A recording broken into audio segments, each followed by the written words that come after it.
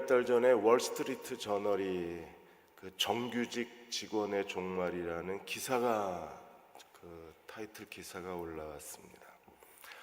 이제 미국 기업들은 정규직 대신에 아웃소싱을 하거나 계약직으로 돌려서 이제는 정규직을 구하는 회사들이 점차 적어질 것이라고 전망을 했습니다. 만일에 계약직과 아웃소싱으로 직원을 다 모집한다 그러면 이제 정규직이 없는 시대가 열리는 거예요. 그래서 회사마다 새로운 트렌드로 인해서 고민을 하고 있다고 했습니다. 옛날 어른들은 공부 못하면 기술이나 가져라 그랬습니다. 근데 지금 시대는 기술이 밥 먹여주는 시대가 됐습니다. 50대 전후에서 다 회사를 그만둬야 되는데 기술이 있는 사람은 독립적인 자기 인생을 계획하고 스스로 길을 선택할 수 있지만 기술이 없는 사람들은 자기 스스로 독립할 수가 없는 거예요. 그래서 프랜차이즈에 들어가는 이유가 그 회사의 기술력, 그 프랜차이즈의 기술력을 그걸 의존해서 자기의 두 번째 인생을 계획하는 거예요. 지금 동시통역을 하고 계신 분은 자기 인생이 앞으로 한 10년이 안 남았다고 생각을 합니다. 왜냐하면 동시통역, 번역기계, AI 인공지능 시대가 되면 이제 자기 직업이 곧 없어질 것을 알고 있기 때문에 그렇습니다. 그런데 공부하기 싫어서 20대에 일찌감치 미용 기술을 배운 친구는 지금 오히려 안심하고 있습니다. 손님이 적으냐 많으냐의 차이가 있지 미용 기술이 없어지지는 않기 때문에 오히려 일찌감치 대학 그만두고 미용을 배운 사람들은 도리어 안심하는 시대가 돼버렸어요. 일의 미래 베스트셀러였습니다. 우리 선대인 소장님이 쓰셨는데 이 일의 미래에서 현대인들에게 선대인 소장이 묻는 질문이 5년 뒤에 당신은 어디에 있을 것 같으냐, 이 질문을 우리하고 있습니다. 5년 뒤에 당신은 어디에 있을까? 우리는 하나님의 인도하심에 자기 인생을 의탁해야 됩니다. 왜냐하면 하나님은 우리를 죽을 때까지 인도하시는 하나님이시기 때문입니다. 근데 오늘 39장에서 하나님이 인도하신 가운데 특별히 하나님의 낯선 섭리에 대해서 우리에게 설명하고 있어요. 요셉의 이야기가 시작이 됐는데 요셉이 애굽으로 갔는데 갑자기 38장에 유다 이야기가 나와요. 그래서 신학자들이 요셉의 이야기가 진행되다가 갑자기 유다 이야기가 중간에 끼인 것에 대해서 여러 가지 이론을 많이 내놓았습니다. 누가 중간에 삽입했다, 어떤 신학자는 다말의 음행 사건하고 요셉이 보디발 장군 아내의 음행 사건을 비교하기 위해서 일부러 유다와 다말의 이야기를 30장에 넣었다, 이렇게 38장에 삽입했다고 주장하는 분들이 많이 계신데 그렇지 않습니다. 하나님께서 이스라엘 12 아들들 가운데 우리가 이미 본 것처럼 장자권은 요셉에게 있고 통치권은 유다에게 있어요. 그러므로 장자권을 가진 요셉의 생애를 인도하시는 것도 하나님의 주권의 낯선 섭리입니다. 하나님은 노예와 죄수에서 하루아침에 바벨론의 국무총리가 되게 하신 거잖아요. 이게 하나님의 낯선 섭리라고 우리가 이름을 붙였습니다. 그런데 하나님이 요셉, 장자권을 가진 요셉만 낯선 섭리로 인도하신 게 아니라 하나님의 통치권, 메시아의 족보를 가진 유다도 낯선 섭리로 하나님이 인도하신 거예요. 그래서 두 요셉과 유다가 이스라엘 구속사의 가장 중요한 두 지파의 그 조상들인데 이 두 사람이 하나님의 낯선 섭리에 의해서 인도되었다는 걸 보여주기 위해서 오늘 요셉의 이야기에 유다 이야기가 들어가는 거예요. 그래서 오늘 38장 유다와 다말 이야기는 굉장히 중요합니다. 왜냐하면 하나님의 낯선 섭리가 어떻게 역사하는가를 보는데 우리는 이미 본 것처럼 요셉을 애굽의 노예로 판 사람이 누구였어요? 그 의견을 제안한 사람이 유다였습니다. 그래서 37장 26절 28절에서 유다가 자기 형제에게 이르되 동생을 죽이고 피를 덮어둔들 무엇이 유익하겠느냐, 이스마엘 장사꾼에게 팔자. 그래서 하나님이 요셉의 인생의 무대였던 애굽으로 요셉의 인생의 무대를 옮기는 결정적 역할을 한 사람이 유다입니다. 유다가 자기 동생을 이스마엘 장사꾼에게 팔았기 때문에 하나님은 요셉을 그의 인생의 무대로 옮기실 수 있었어요. 이걸 하나님의 섭리라고 그러는데, 낯선 섭리라고 그러는데, 왜 낯설다고 그럽니까? 정상적인 방법이 아닌 거예요. 아브라함의 늙은 종처럼 우물가에 갔을 때 우물가에 앉아서 여자들이 물길로 오는 시간에 맞추어서 하나님 앞에 기도하는 게 아니잖아요. 물길로 오겠사오니 내가 물을 좀 달라고 그러면 낙타에게 물을 준 여자, 나만 물을 주는 게 아니라 약대에게 물을 준 여자를 하나님이 택하신 여자로 알겠습니다. 이게 하나님 섭리잖아요. 근데 낯선 섭리는 뭐예요? 이게 비도덕적인 거예요. 도덕적이지가 않아요. 일상적이지가 않아요. 형들이 동생을 은 20개의 노예로 팔았는데 하나님 섭리가 되는 거예요. 그래서 이걸 낯설다라고 그러는 겁니다. 이해하시겠어요? 하나님의 섭리는 하나님의 정상적 섭리가 있고 낯선 섭리가 있어요. 이거는 일어나지 않았으면 좋아요. 일어나면 기분 나빠요. 일어나면 정말 불쾌해요. 일어나면 이게 평생 마음에 상처가 돼요. 그런데 그런 일들을 통해서 하나님이 정확하게 하나님의 섭리의 자리로 우리를 데려가시는 거예요. 유다도 마찬가지입니다. 유다가 세 아들이 낳았는데 하나님이 첫째 아들, 둘째 아들을 하나님이 죽이시잖아요. 그러면 이제 유다 가문이 끊어질 위기인데, 우리가 잘 아는 것처럼 며느리 다말하고 시아버지 유다가 그렇게 성적인 관계를 해서 그래서 유다의 가문이 이어지는 거예요. 이거는요 정말 부정한 거예요. 부도덕한 거예요. 그런데 이 부도덕한 이 과정을 통해서 유다의 가문이 이어져서 유다에게서 다윗이 태어나고 그리고 메시아가 태어나요. 그래서 하나님이 인도하심인데 부정한 방법으로 그 베레스가 태어났기 때문에 이걸 우리가 낯선 인도하심이라는 거예요. 낯선 섭리. 그래서 하나님이 우리 인생 가운데 정상적으로 우리의 삶을 인도하시기도 하지만 때로는요 정말 낯선 방법으로 인도하기도 하세요. 그래서 베스토만이라는 신학자는 말하기를, 이 하나님의 인도하심의 징검다리가 된 여자들은 기존 질서에서 벗어났다. 그러니까 기존 질서에서 이탈된 여자들에 의해서 하나님의 역사가 만들어지거나 아니면 하나님을 방해하는 일들이 일어났다는 거예요. 우리가 이미 창세기에서 본 것처럼 아브라함의 사라가 내놓은 하갈이라는 여자는 이거 비정상적인 거잖아요. 근데 하갈을 통해서 이삭과 이스마엘이라고 하는 그 선과 악의 대결 구도, 빛과 어두움의 대결 구도가 아브라함의 언약 속에서 전개가 되는 거예요. 그 다음에 레아와 라헬 이런 여자들이 자기 몸종을 내놓아서 그래서 아기 낳기 경쟁해 버리고 남편 사랑을 더 얻기 위한 여자들의 질투가 12아들을 낳는 비정상적인 그 여자들의 질투를 통해서 하나님은 12아들이라는 이스라엘의 족장을 얻으시잖아요. 이게 낯선 섭리라는 겁니다.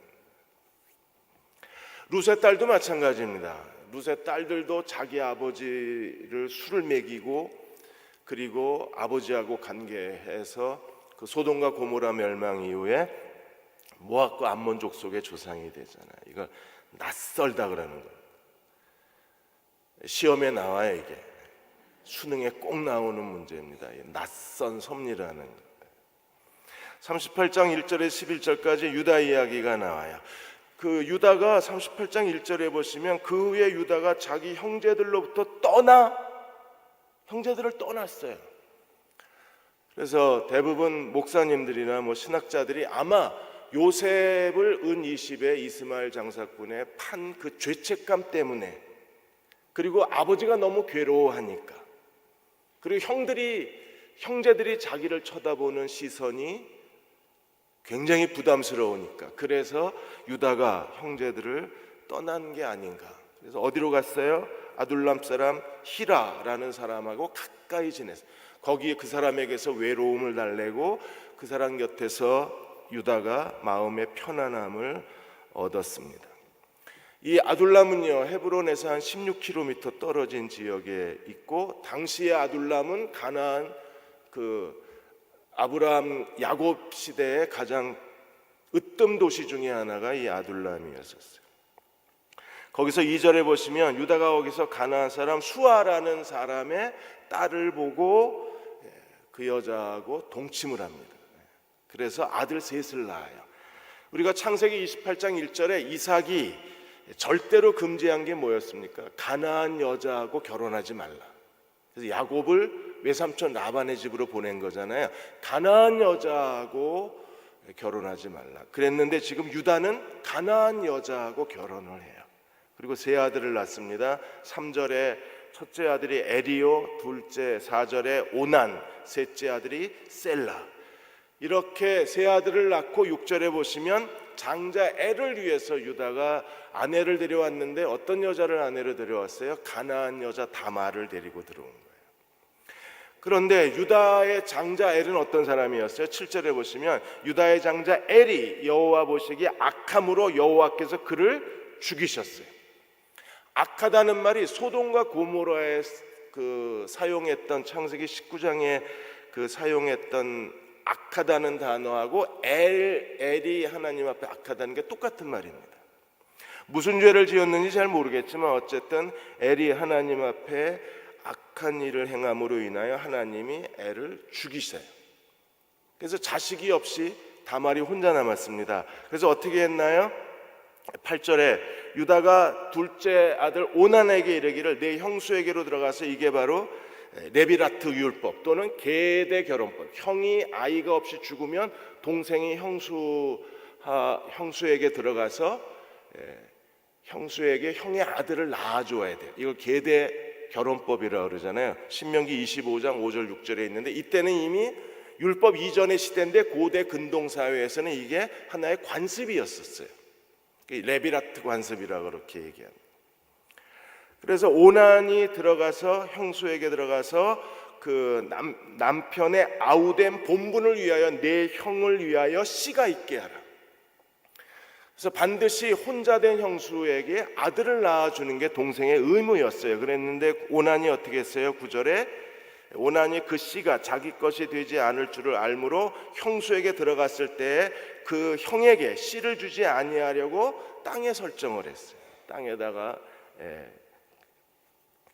뒤처리를 했습니다. 그게 하나님 앞에 굉장히 악한 행위가 된 거예요. 왜요? 이건 하나님이 규정하신 씨족의 의무를 버린 거예요. 그 다음에 오난이 이렇게 함으로 다말이 아이를 낳지 못하면 유다 가문이 없어져 버리는 거예요. 그래서 그 후손을 멸망시키는 행동이 된다는 걸 오난이 모른 겁니다. 그래서 오난의 거부에 대해서 하나님이 어떻게 하셨어요? 10절에 그 일이 여호와 보시기에 악함으로 여호와께서 그도 죽이셨어요. 그래서 다말 때문에 죽은 게 아니라 하나님이 죽이신 거예요. 엘도 하나님이 죽였고 오난도 하나님이 죽였어요. 왜? 악한 아들들이었기 때문에. 그런데 유다의 입장에서 생각해 보면 이 여자가 재수 없는 여자예요. 왜? 아들을 다 죽이는 거예요, 다말이. 그래서 어떻게 했어요? 유다가 11절에 유다가 그의 며느리 다말에게 이르되 수절하고 내 아버지 집에 있어 내 아들 셀라가 장성할 때까지 기다려라. 근데 실제적으로 유다의 본심은 뭐였어요? 셀라도 그 형들과 같이 죽을까 염려한 거예요. 하여튼 저 여자하고 하룻밤 자면 아들이 죽어요. 그러니까 아버지로서는요, 이제 아들 하나 셀라가 남았는데 걔마저 죽으면 완전히 자기 가문은 끝나잖아요. 그래서 다말을 자기 친정집에 보내고, 사실은 유다는요 셀라를 다말에게 줄 생각이 없는 거예요. 이게 계대 결혼법에 의해서, 레비라트 법에 의해서 반드시 죽은 형의 아들을 낳아 주어야 그 가문의 후손이 이어지는 건데 오나는 정말 하나님 앞에 큰 악한 행동을 하고 유다도 가장 큰 실수를 한 겁니다. 왜요? 장손의 큰 며느리가 아이를 낳아 주어야 유다 가문이 살아나는데 만일에 이 일이 실패하면 셋이 아이를 낳지 못하거나 이렇게 되면 유다 가문은 거기서 멈추는 거예요. 그러니까 유다는요 정말 치명적인 실수를 한 겁니다. 근데 하나님은 유다가 이렇게 어리석은 사람입니다. 가나안 여자하고 결혼한 것도 아니잖아요. 동침을 했잖아요. 그리고 아들 셋이나 낳고 자기 아들 엘도 가나안 여자 다말을 데려다가 결혼을 시키고 그리고 하나님이 심판하셔서 엘과 오난이 죽었는데 그게 하나님의 심판인 것도 모르고 다말이 재수 없는 여자라 아들이 죽었다고 생각하고 셀라를 주지 않으려고 그게 자기 가문에 얼마나 큰 위기를 가져온다는 사실을 유다가 전혀 인식을 못합니다. 여러분 유다가 이렇게 하나님 보시기에 그렇게 뛰어나고 탁월한 사람이 아니었어요. 그런데도 하나님은 이 유다를 통해서 다윗이 태어나고 거기서 메시아가 오게 하신 하나님이십니다. 우리가 뭔가 잘나고 그럴 만한 가치가 있어서 하나님이 우리를 쓰시는 게 아니라 그럴 만한 가치가 없는데도 하나님이 쓰시는 거예요. 그리고 이 모든 일들이 전부 하나님의 주권 아래에 있고 하나님의 섭리 아래에 있는 거예요. 피영빈 목사님이 그 설교에서 어느 그 신하 이야기를 설교 때 하셨습니다. 이 신하는 항상 왕한테 무슨 일이 생기면 폐하 그건 정말 잘된 일입니다. 그렇게 말하는 신하였었어요. 그래서 어느 날 왕하고 폐하가 이제 같이 사냥을 나갔는데 신하가 이제 옆에서 왕의 총에 총알을 넣어줘야 되는데 그만 실수를 해서 총알이 터져서 나가야 되는데 총알이 이게 터지면서 그대로 잘못 발사가 돼가지고 왕의 손가락 하나를 잃어버려요. 근데 신하가 가만히 있으면 되는데 얘는 이 신하는 무조건 무슨 일이 생기면 폐하 그건 잘된 일입니다 이렇게 하는 거니까 자기도 모르게 자기 실수 때문에 왕의 손가락 하나가 잘렸는데 이 신하가 폐하 그건 잘된 일입니다 이랬어요. 왕이 화가 나서 너 때문에 내 손이 이렇게 됐는데 그리고 신하를 감옥에 집어넣어 버렸어요. 몇 달이 지나서 다시 왕이 사냥을 갔는데 혼자 짐승을 쫓다가 그만 일행을 잃어버리고 숲속을 헤매다가 원주민들한테 체포를 당했습니다. 근데 이 원주민들이 식인종이었어요. 그래서 왕을 잡아먹으려고 하다가 왕을 살피던 추장이 왕의 손에 손가락이 하나 없으니까 야 이거 하자 있다 이 음식이 이거 음식이 손상돼서야 못 먹겠다 이래서 왕을 풀어줬어요. 그러니까 왕이 너무 고마운 거예요. 그래서 감옥에 가서 그 신하한테 야 미안하다 야, 너 때문에 내가 살았다 그랬더니 이번에도 이 신하가 폐하 그건 정말 잘된 일입니다. 왜?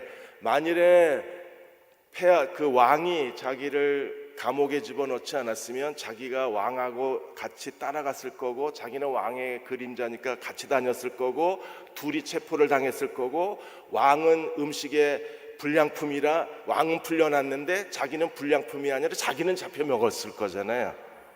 그래서 신하가 말하기를 폐하 이 일도 정말 잘된 일입니다.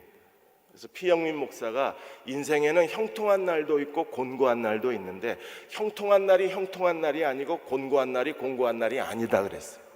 왜요?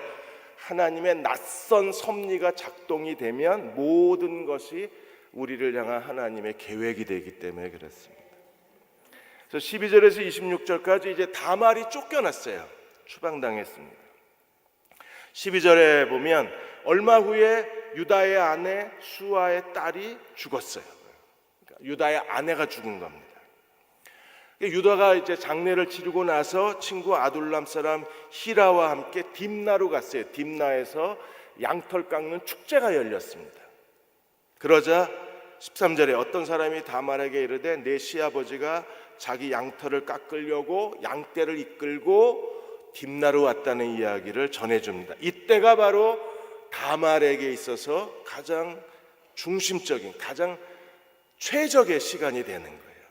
왜냐하면 유다의 아내가 죽었고 그 다음에 양털을 깎으러 딥나에 가까이 왔고, 이때 유다가 다말이 자기의 권리를 행사할 수 있는 아주 중요한 시간으로 본 겁니다. 그래서 다말이 어떻게 해요? 14절에 보시면 그가 과부의 의복을 벗고 너울로 얼굴을 가리고, 너울로 얼굴을 가린 것은요 신전창녀입니다. 당시에 가나안 사람들에게 그 두 종류의 창녀가 있었어요. 그냥 보통 창녀는 조나라고 그러고 신전 창녀는 케데시아라고 그럽니다. 근데 여기서 쓰인 단어는 케데시아라는 단어예요. 당시에 가나안의 여러 신전에서 여자 사제들이 있었는데, 이 여자 사제들은요 신성화된 여자, 거룩해진 여자, 그 다음에 그들 이 여자 사제들하고 매춘을 하는 것을 신성한 성교라고 불렀어요. 그거는 이방신에게 제사 드리는 거와 같고 이방신에게 기도하는 것과 똑같이 취급이 됐습니다. 매춘을 하는 게.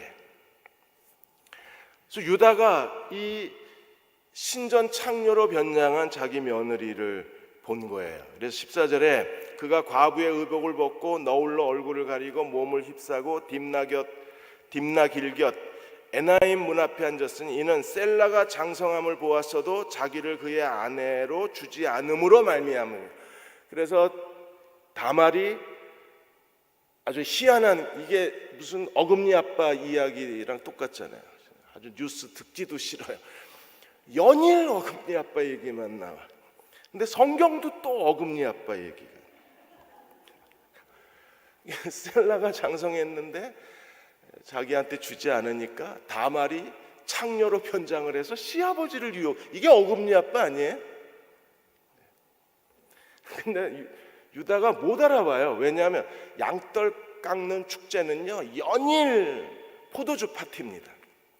유다가 완전히 술에 취했을 거예요. 그래서 자기 며느리를 보고도 못 알아봅니다.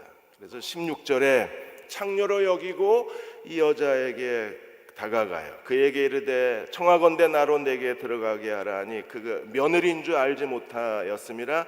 그가 이르되 당신이 무엇을 주고 내게 들어오겠느냐 그랬더니 17절에 유다가 염소 새끼 하나를 주겠다 그래요. 근데 갑작스럽게 이게 이루어진 일이기 때문에 그래서 다말이 담보물을 요청을 합니다. 그랬더니 유다가 뭘 주겠다 그랬어요? 18절에 유다가 이르되 무슨 담보물을 내게 주랴. 그가 이르되 당신의 도장과 끈과 당신 손에 있는 지팡이. 그러니까 도장과 끈과 지팡이는요 유다가 어떤 사람이라는 사회적 신분증이에요. 예를 들면 주민등록증, 운전면허증, 그 다음에 회사 사원증 이런 거예요. 그래서 이 도장과 끈과 그 지팡이를 준 것을 에서로 비유합니다. 에서가 장자권을 소홀히 여기고 장자권을 팔았던 것처럼 유다가 지금 술에 완전히 취하고 쾌락에 눈이 멀어서 자기가 누구인가를 보여주는 이 종교적 신분증, 사회적 신분증 역할을 하는 도장과 끈과 지팡이를 그걸 가지고 매춘을 했다는 거예요.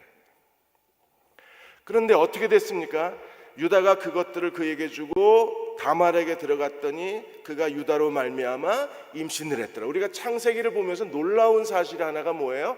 여자들이 임신을 굉장히 잘합니다. 야곱의 아내들도 그냥 잤다 하면 임신을 해요. 근데 다말도 지금 하룻밤 잤는데 유다로 말미암아 임신을 합니다. 그리고 19절에 다시 가서 그 신전 창녀의 옷을 벗고 다시 과부의 옷을 도로 입었어요. 자, 그리고 나서 이제 유다가 이제 뭐 해야 돼요? 신분증 찾아와야 되잖아요. 이게 강남 캬바레에 가서 신분증을 찾아와야 돼요. 그래서 아둘람 친구 히라를 보냅니다. 히라를 염소 새끼 하나를 보내어서 자기 담보물을 찾으라고 그랬는데 거기 가서 찾아보니까 21절에 그곳 사람들에게 물어 이르되 길곁 에나임에 있는 창녀가 있느냐. 이 창녀는 조나가 아니라 케데시아입니다. 그러니까 조나는 있는데 케데시아라는 신전 창녀는 없는 거예요, 그 지역에. 그래서 창녀가 없다고 하자 빈손으로 돌아와요. 그러자 23절에 유다가 이르되 도로 그것을 가지게 돌아. 그냥 포기를 합니다. 왜요? 이게 발각이 되면 자기가 가나안 이방신을 숭배하는 신전 그 매춘부하고 관계를 맺은 게 드러나면 정말 수치스러운 일이잖아요. 그래서 우리가 부끄러움을 당할까 하노라 하고 염소 새끼를 보냈으나 못 찾았으니까 완전히 자기의 도장과 끈과 지팡이를 포기를 합니다. 그리고 나서 석 달이 지났어요. 어떤 일이 벌어졌을까요? 이것도 신기하잖아요. 보통 임신하고 5개월 돼야 배가 나오잖아요. 3개월은 눈에 띄지도 않잖아요. 무슨 수영복을 입은 게 아닌 이상에. 근데 석 달 만에 다말의 임신이 드러났어요. 아마 의도적으로 다말이 자기의 임신 사실을 알렸던 것 같아요. 그래서 석 달 후에 어떤 사람이 유다에게 일러 말하되 내 며느리 다말이 행음을 하였고 그 행음함으로 말미암아 임신하였느냐. 유다가 분노가 일어나서 어떻게 했어요? 끌어내서 불태워 죽여라 이랬어요. 그게 고대 근동의 관습이었기 때문에 다말이 끌려 나왔어요. 강제로 사람들이 그 추잡한 여자, 더러운 여자, 지저분한 여자를 끌고 나왔습니다. 그래서 25절에 여인이 끌려나갈 때 사람을 보내어 시아버지에게 이르되 이 물건 임자로 말미암아 내가 임신하였나이다. 보소서 이 도장과 끈과 지팡이가 누구의 것이니까? 누구의 것이에요?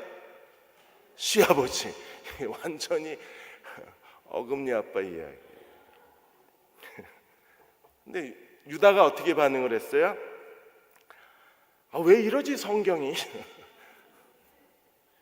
유다가 26절에 유다가 그것들을 알아보고 이르되 그는 나보다 옳도다. 다말이 의롭다라고 인정을 했어요. 다말은 나보다 더 의롭다. 왜요? 내가 그를 내 아들 셀라를 주지 아니하였음이로다 하고 다시는 며느리를 가까이 하지 않았어요. 셀라를 주지 않았기 때문에 다말은 나보다 의로운 여자라고 인정을 했습니다. 여러분, 여기서 의롭다고 하는 거에 대해서 이제 사람들이 막 이제 그 여러 가지 의견들이 많이 나오기 시작한 거예요. 브루그만이라는 신학자는 이렇게 말했습니다.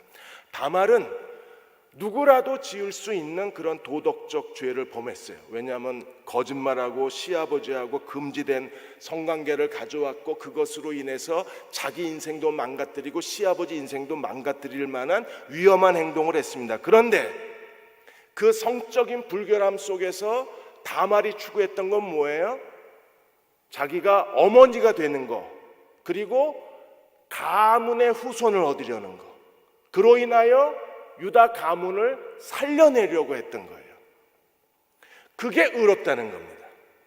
유다는 거기까지 생각을 못한 거예요. 셀라가 죽을까 봐 감췄는데 미처 유다 가문이 사라질 수도 있다는 위기감은 못 느낀 겁니다. 근데 다말은요, 그녀가 쾌락을 구한 게 아니잖아요. 자기 명예를 구한 게 아니잖아요. 어떻게 하든지 그녀는 아들을 낳아서 유다의 가문의 어머니가 되고 싶었고 며느리가 되고 싶었던 거예요. 거기에 어머니로서의 권리를 얻으려고 했습니다. 왜? 그래야 자기도 살고 유다 지파도 사는 거니까. 폰 라드 구약신학자도 이렇게 말합니다. 다말은 시아버지보다 훨씬 더 의로웠다. 여기서 우리는 의에 대한 새로운 관점을 배워야 된다 그랬어요. 그녀의 행동은 정말 부도덕한 행동입니다. 그러나 그녀의 행동은 부도덕하지만 마음의 동기는요, 정말 하나님 기뻐하시는 거예요. 왜? 하나님의 언약의 가문, 하나님의 혈통적 가문에 대한 거룩한 의무를 다하려고 했던 그녀가 할 수 있는 최선의 행동은 시아버지를 유혹하는 일밖에 없었잖아요. 다른 게 있어요? 두 아들 다 죽고 셀라는 이제 막 커가는 애고 계란 그럴 수는 없잖아요.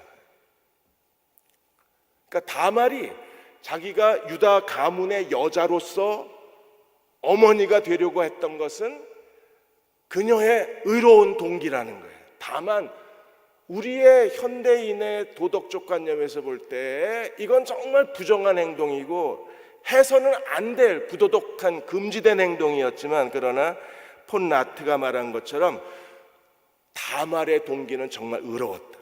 하나님의 가문을 일으켜 세운 거기 때문에. 그래서 칼 델리치, 구약신학자 칼 델리치는 구약 성경의 기준, 창세기의 기준에 따르면 다말은 거룩한 여자, 성녀다는 겁니다. 그리고 유다는 정말 부도덕하고 배교에 빠진 사람이었다고 정죄를 합니다. 만일에 이방인 여자가 남편하고 결혼을 해서 그 남자의 아이를 낳지 못하면요, 이 여자는 모든 걸 다 잃어버리는 겁니다. 왜요? 당시 그때나 뭐 지금이나 마찬가지지만 여자의 가장 중요한 사회적 지위와 여자의 가문에서의 재산과 그리고 여자의 중요성은 뭘로 결정이 됩니까? 결혼 전에는 아버지에 의해서 결정되고 결혼하면 남편에 의해서 결정되고 그 다음에 아들에 의해서 결정되는 거잖아요. 근데 남편이 죽고 아들이 없는 여자는요, 모든 걸 다 잃어버리는 거예요. 그 유다 가문에서도 인정을 받지 못하고, 이 여자가 집에 추방을 당했는데 집에서도 아기를 낳지 못하고 쫓겨난 자기 딸에 대해서 친정집에서도 인정을 받지 못하는 거예요. 그러니까 여기도 소속감이 없고 여기도 소속감이 없는 거예요. 여자가 이렇게 사는 건 실패한 인생인 거예요. 누구도 쳐다보지 않고 누구도 인정해 주지 않고 모든 사람에게 다 비웃음거리가 되는 겁니다. 그래서 다말이 결정한 게 뭐예요? 유다 가문에도 자기 친정 가문에도 여기도 떠돌이 저기도 떠돌이 그렇게 살 수는 없는 거잖아요. 자기는 여자가 되고 싶고 어머니가 되고 싶고 유다 가문의 혈통적 계승자가 되고 싶은 거예요. 그래서 결정을 내린 게 시아버지 유혹하는 거예요. 그러니까 다말은 그녀가 살던 시대, 우리 시대가 아닙니다. 우리 시대 여러분이 다말 흉내 내시면 안 됩니다. 절대 안 됩니다. 우리 시대는 이게 금지가 된 거예요. 그런데 고대 근동사회에서는 이게 허용적인 시대였어요. 우리처럼 그렇게 도덕관념이 분명하거나 뭔가 이런 그 부정한 행위에 대해서 절대적 사회가 아니라 허용적 사회였어요. 그러니까 롯의 딸들이 지 아버지 술 먹여놓고 아버지랑 동침을 해서 모압 가문족 속의 조상이 되는 것도 그 이유 때문에 그래요. 여러분, 우리가 수요일 날 오스왈드 샌더슨 목사님의 얘기를 해드렸는데 이거 정말 우리가 외워야 돼요. 뭘 외워야 돼요? 인생은, 모든 인생에 일어나는 일은 시작과 과정과 끝이 있습니다. 그리고 그 안에 일어나고 있는 모든 일들은 서로 별개의 일이지만 하나님이 우리 인생에서 일어난 일을 하나님이 섞으시면 하나님의 선이 된다. 이건 외우셔야 돼요. 버클레이가 로마서 8장 28절을 해석하면서 뭐라고 이걸 해석을 했어요? 하나님이 그 사랑하시는 자들을 위해서 행하시는 일이 뭐예요? 그들의 인생에서 일어나고 있는 모든 것을 하나님이 섞으셔서 하나님의 선을 만들어내시는 것이 성령이 하시는 일이에요. 그러니까 성령님은 오늘 우리 인생에서 일어나는 일들이 하나하나가 전부 따로따로 일이에요. 아무 연관성이 없어 보여요. 그런데 성령이 이 우리의 일들을 섞어내면 거기에 하나님의 선이 나온다는 거예요. 지금 엘이 악해서 죽었어요. 오나는 그 가문을 생각하지 않고 자기가 이용당한다는 것 때문에 악하게 행동하다가 오난도 죽어요. 그리고 시어머니가 죽어요. 그리고 딥나에서 양털 축제가 열렸어요. 그 시아버지가 거기 양털 깎으러 왔어요. 이 모든 일들이 섞어 놓으니까 어떻게 됐어요? 다말을 통해서 하나님이 유다 가문의 계승자를 낳게 하신 거죠. 그래서 오늘 우리도 모든 일을 하나님이 섞어 주실 때를 기다려야 돼요. 그냥 서둘러서 우리가 행동하면 하나님이 일하실 수가 없는 거예요. 이걸 그냥 하나님이 섞으실 때까지 기다려요. 하나님이 섞어 놓으시니까 유다가 뭐라고 인정을 했어요? 다말은 나보다도 의롭다고 인정을 한 거예요. 그러니까 유다도 미처 생각하지 못했던 큰 실수를 자기 며느리 다말이 유다의 실수를 막은 거예요. 그래서 임신이 됐습니다. 27절에서 30절까지 거기에 임신을 했는데 이 다말도 쌍둥이를 임신을 했어요. 그래서 제일 먼저 28절에 해산할 때에 한 놈이 먼저 손을 쑥 내밀었습니다. 그래서 산파가 재빨리 그 손에다가 홍색실을 묶어놨더니 손이 또 쑥 들어갔습니다. 그리고 다시 한 놈이 쑥 나왔는데 홍색실을 매지 않은 놈이 나왔어요. 그러니까 먼저 나온 애가 이게 형이잖아요. 근데 이게 빨려 들어간 거야. 이게 마치 에서와 야곱 같아요. 야곱이 형의 뭘 잡고 나왔어요? 발꿈치. 얘는 더 지독한 애예요. 아예 나가는 형을 잡아내고 지가 나왔어요. 그래서 안 재밌어요? 29절에 그 손을 도로 들이며 아우가 뛰쳐났어요. 아우가. 그래서 산파가 뭐라고 소리를 질렀어요? 어찌하여 터뜨리고 나오냐. 그게 베레스예요. 산파가 왜 네가 먼저 나와 이거예요. 왜 네가 먼저 나와. 혹시나 해서 산파가 쌍둥이가 임신이 됐으니까 손가락에다 홍색칠을 묶었는데 엉뚱한 놈이 먼저 나오는 거예요. 그래서 산파가 소리 왜 네가 먼저 나와. 그게 베레스라는 뜻입니다. 여러분, 다말도 어떤 사람이에요? 돌파하는 사람. 다 막혔어요. 근데 다말은 어떻게 했습니까? 돌파하고 나온 거예요. 베레스도 형이 먼저 나갔어. 손이 나왔어. 근데 잡아 당기고 그 자궁 속에서 지가 먼저 휙 나가버렸어요. 그래서 베레스예요. 베레스가 무슨 뜻이에요? 터뜨렸다는 거예요. 자기가 먼저 터뜨리고 나온 거예요. 나중에 우리가 그 마태복음 1장에 보시면 하나님의 유다의 계보가 어디로 이어져 가요? 유다는 다말에게서 베레스와 세라를 낳고 베레스는 헤스론을 낳고 헤스론은 람을 낳고, 그러니까 베레스하고 세라 중에 세라가 장남이잖아요. 먼저 어쨌든 손이 먼저 나왔으니까 손만 먼저 나와도 형이잖아요, 얘가. 근데 장자의 계보는 누구로 흘러가요? 베레스로. 또 룻기 4장 12절에 여호와께서 이 젊은 여자로 말미암아 내게 상속자를 주셔서 내 집이 다말이 유다에게 낳아준 베레스 집과, 여기 세라는 아예 언급도 안 돼요. 그러니까 베들레헴 여자들이 누구만 노래하고 있어요? 다말이 베레스를 낳은 것처럼. 그래서 롯을 축복하면서 롯이 너희 집안에 그 하나님께서 상속자를 주시길 원하노라. 그래서 다윗의 할아버지가 태어나는 거예요. 사랑하는 여러분, 에서와 야곱도 서로 장자권은 첫째가 되는 거잖아요. 서로 첫째가 되려고 어머니 뱃속에서부터 싸웠어요. 요셉도 두 번의 꿈을 꿨습니다. 요셉도 형들의 지도자가 되는 거잖아요. 자기가 첫째가 되는 거죠. 요셉도. 그리고 실제로 하나님이 요셉의 꿈대로 요셉을 지도자로 세우시고, 다말도 버림받은 여자로 살기 싫은 거예요. 자기는 이 가문의 중요한 여자가 되고 싶은 거예요. 그래서 도저히 해서는 안 되는 그런 부도덕한 행동을 통해서 드디어 다말이 마태복음의 예수님의 족보의 첫 번째 여자가 다말입니다. 멋진 여자 아니에요? 좀 생각은 그랬지만 행동은 정말 마음에 안 들지만 그 정신, 다말의 정신은요, 벽을 돌파하는 거잖아요.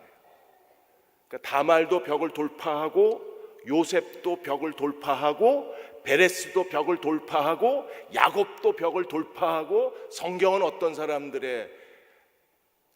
사람들이 하나님의 역사를 이끌어가요? 벽을 돌파하는. 저처럼 자꾸 도망가려고 그러지 말고 돌파하는 사람들을 하나님이 쓰시는 거예요. 그러한 믿음으로 이 밤에 기도하는 저와 여러분 되시기를 주의 이름으로 축원합니다. 기도하겠습니다. 아버지 하나님, 다말처럼 베레스처럼 그렇게 하나님의 뜻을 위해서 도전하고 또 도전하는 저희들 삶이 되기를 원합니다. 앉아서 말만 하지 않게 해주시고 생각만 하지 않게 해주시고 저런 일 의논만 하지 않게 해주시고 하나님을 의지하고 뭔가를 실천해낼 수 있는 그리스도의 종들이 되게 하여 주옵소서. 이 밤에 저희가 함께 기도하기 원합니다.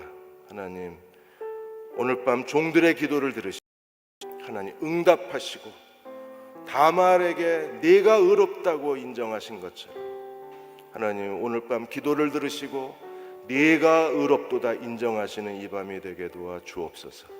예수님의 이름으로 간절히 기도하옵나이다. 아멘.